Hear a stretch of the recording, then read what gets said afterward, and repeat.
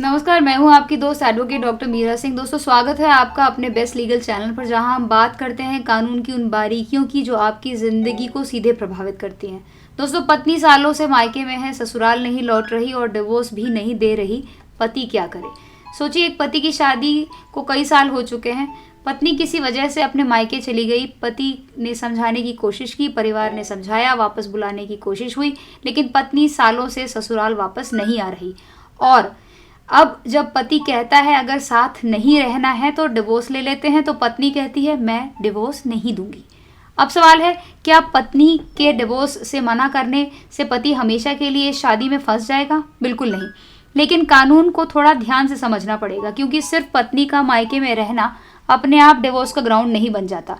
अगर विवाह Hindu marriage act 1955 के अधीन है तो पति के पास परिस्थितियों के अनुसार कई लीगल रेमेडीज हो सकती हैं। सबसे पहले म्यूचुअल डिवोर्स और कंटेस्टेड डिवोर्स में अंतर समझिए। अगर पति और पत्नी दोनों डिवोर्स के लिए तैयार हैं तो म्यूचुअल कंसेंट डिवोर्स का रास्ता अपनाया जा सकता है। लेकिन अगर पत्नी कहती है मैं कंसेंट नहीं दूंगी, तो पति उसे ज़बरदस्ती म्यूचुअल कंसेंट डिवोर्स के लिए मजबूर नहीं कर सकता। लेकिन इसका मतलब ये नहीं कि डिवोर्स का रास्ता बंद हो जाएगा। पति के पास है कंटेस्टेड डिवोर्स का रास्ता, यानी पति कोर्ट में जाकर ये साबित कर सकता है कि पत्नी के कंडक्ट एंड सर्कमस्टेंसेस के आधार पर कानून में मान्य डिवोर्स ग्राउंड मौजूद है। रेमेडी नंबर 1 की बात करते हैं, डेजर्शन के आधार पर डिवोर्स। सबसे महत्वपूर्ण लीगल पॉइंट ये है कि अगर पत्नी बिना रीजनेबल कॉज पति की इच्छा के विरुद्ध लंबे समय से अलग रह रही है और स्टैट्यूटरी रिक्वायरमेंट्स पूरी होती है, तो डेजर्शन डिवोर्स का ग्राउंड हो सकता है। हिंदू मैरिज एक्ट की सेक्शन 13 सबसेक्शन 1 क्लॉज IB के अनुसार डिजर्शन के लिए continuous period not less than 2 years immediately preceding the presentation of the divorce petition होना चाहिए। कानून डिजर्शन में बिना रीजनेबल कॉज और बिना कंसेंट या पति की इच्छा के विरुद्ध सेपरेशन तथा विलफुल नेग्लेक्ट को भी शामिल करता है। लेकिन ध्यान रखिए, सिर्फ मायके में रहना ऑटोमेटिक डिजर्शन नहीं।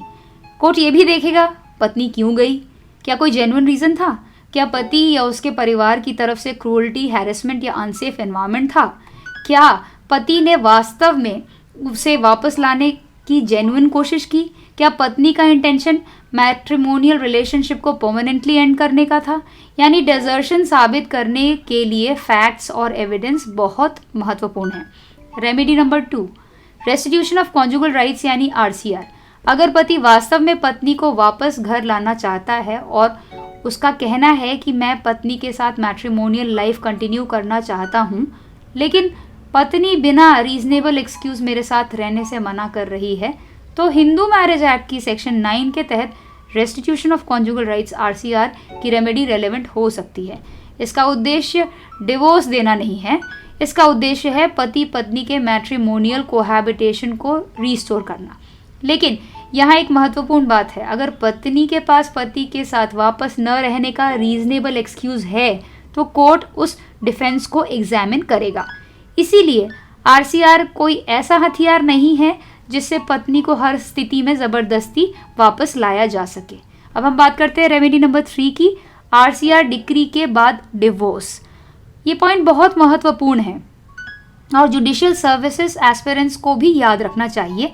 अगर court restitution of conjugal rights का डिक्री पास करता है और उसके बाद स्टैट्यूटरी पीरियड तक मैट्रिमोनियल कोहैबिटेशन रिज्यूम नहीं होती, तो सेक्शन 13 सबसेक्शन 1A के तहत डिवोर्स रेमेडी उपलब्ध हो सकती है, सब्जेक्ट टू स्टैट्यूटरी रिक्वायरमेंट्स।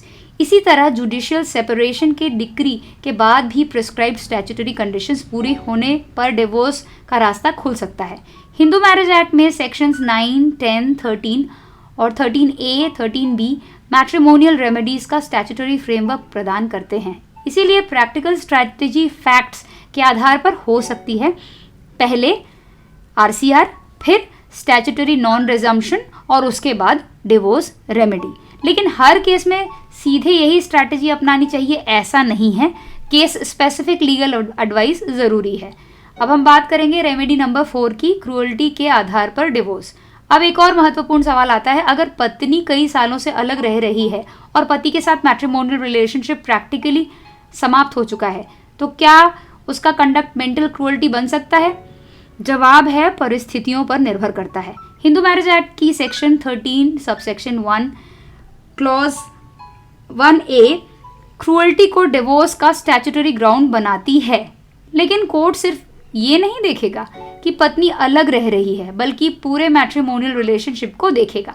उदाहरण के लिए कोर्ट सर्कमस्टांसेस के अनुसार देख सकता है पत्नी क्यों अलग हुई, कितने समय से अलग है, क्या रिकाउंसिलिएशन की जेन्युइन कोशिश हुई, क्या पत्नी ने मैट्रिमोनियल रिलेशनशिप कंप्लीटली अबैंडन कर दिया, क्या कोई फॉल्स एलिगेशंस या अन्य गंभीर कंडक्ट है, क्या कंडक्ट इतना गंभीर है कि मैट्रिमोनियल लाइफ कंटिन्यू करना अनरीजनेबल हो गया है। याद रखिए, हर मैट्रिमोनियल डिस्प्यूट क्रूअल्टी नहीं होता, और पत्नी को अपने मायके में रहना भी अपने आप में मेंटल क्रूअल्टी नहीं है।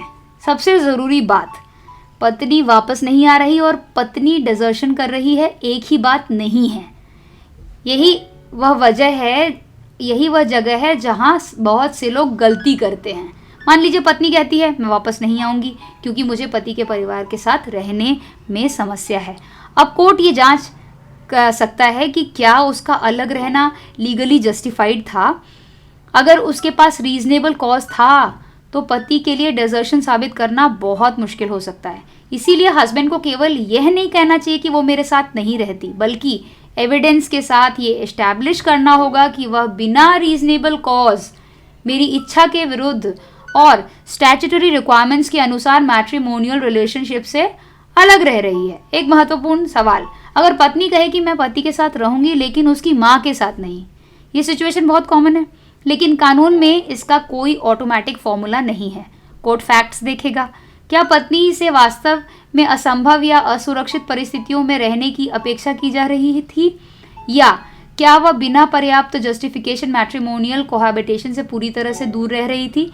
इसीलिए हस्बैंड को अपनी माँ और पत्नी के बीच विवाद को केवल इमोशनल इशू की तरह नहीं, बल्कि एविडेंस बेस्ड मैट्रिमोनियल डिस्प्यूट की तरह देखना चाहिए।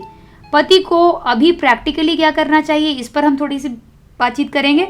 अगर सिचुएशन वास्तव में ऐसी है कि पत्नी वर्षों से अलग रह रही है, तो हस्बैंड को सबसे पहले एक क्रोनोलॉजी तैयार करनी चाहिए, जैसे कब पत्नी गई, क्यों गई, कितनी बार वापस बुलाया गया उसे, किसने मीडिएशन की, क्या नोटिसेस भेजे गए, क्या पत्नी ने कोई रिटन रीज़न दिया।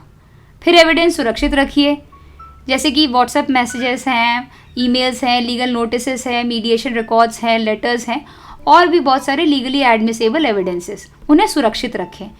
लेकिन एविडेंस इलीगल तरीके से ऑब्टेन ना करें, ये गलत होगा।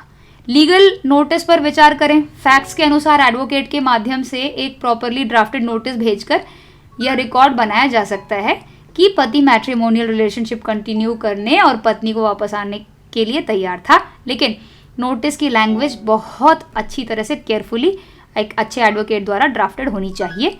मीडिएशन को कभी नज़रअंदाज मत कीजिए। कई मैट्रिमोनियल डिस्प्यूट्स में कोर्ट भी रिकाउंसिलिएशन और सेटलमेंट की संभावना पर विचार करता है। अच्छा है वो तरीका।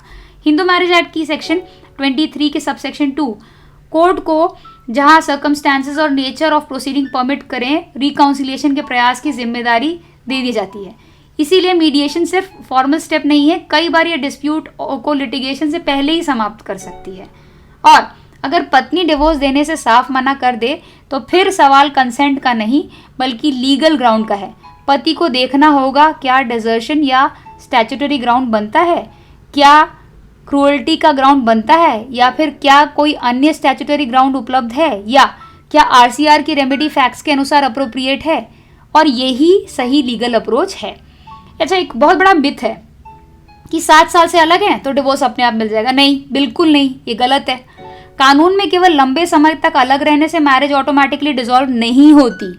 उदाहरण के लिए हिंदू मैरिज एक्ट में डिजर्शन के लिए सेक्शन 13 सबसेक्शन 1 क्लॉज 1B का स्टैट्यूटरी रिक्वायरमेंट 2 वर्ष का कंटिन्यूअस डिजर्शन है। लेकिन इसका अर्थ ये नहीं है कि 2 साल पूरे होते ही डिवोर्स ऑटोमेटिक हो जाता है। ग्राउंड को एस्टैब्लिश करना और कोर्ट से डिक्री लेना जरूरी है।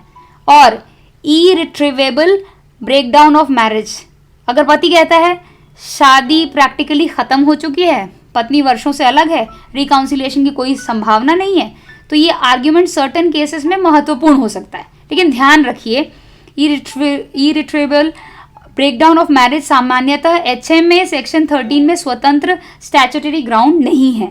ऐसे मामलों में सुप्रीम कोर्ट ने एक्सेप्शनल मैट्रिमोनियल केसेस में आर्टिकल 142 की कॉन्स्टिट्यूशनल पावर का प्रयोग किया है। इसीलिए केवल हम बहुत सालों से अलग हैं कहकर हर हस्बैंड को ऑटोमेटिक आर्टिकल 142 रेमेडी नहीं मिल जाती। तो फाइनल टेकअवे यही है, लीगल टेकअवे, कि दोस्तों अगर पत्नी कई सालों से मायके में है, पति के समझाने के बावजूद वापस नहीं आ रही और म्यूचुअल डिवोर्स देने से मना कर रही है, तो पति के लिए लीगल रास्ता पूरी तरह से बंद नहीं है। लेकिन यही सही सवाल ये नहीं है पत्नी डिवोर्स दे रही है या नहीं, सही सवाल ये है कि क्या पति के पास कानून में मान्य डिवोर्स ग्राउंड है। अगर फैक्ट्स एस्टैब्लिश करते हैं तो डेजर्शन, क्रूअल्टी या अन्य एप्लीकेबल स्टैट्यूटरी ग्राउंड्स पर कंटेस्टेड डिवोर्स की रेमेडी हो सकती है। और अगर पति वास्तव में पत्नी को वापस मैट्रिमोनियल लाइफ में लाना चाहता है तो फैक्ट्स के अनुसार restitution of conjugal rights under section 9 भी रेलेवेंट रेमेडी हो सकती है। कानून का मूल सिद्धांत हमेशा याद रखिए, पत्नी का डिवोर्स से इनकार पति के कंटेस्टेड डिवोर्स के अधिकार को अपने आप समाप्त नहीं करता, लेकिन पति को लीगली रिकॉग्नाइज्ड ग्राउंड और एविडेंस एस्टैब्लिश करना होगा। ये सामान्य कानूनी जानकारी है।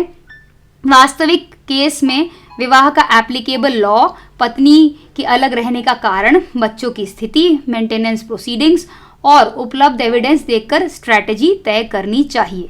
वीडियो अच्छी लगी हो तो लाइक करें, शेयर करो और अपने परिवार और दोस्तों के साथ इसको शेयर करके चैनल को सब्सक्राइब करके बेल आइकन दबा दो ताकि आपका अगला लेटेस्ट जजमेंट मिस ना हो। मिलते हैं अगले वीडियो में।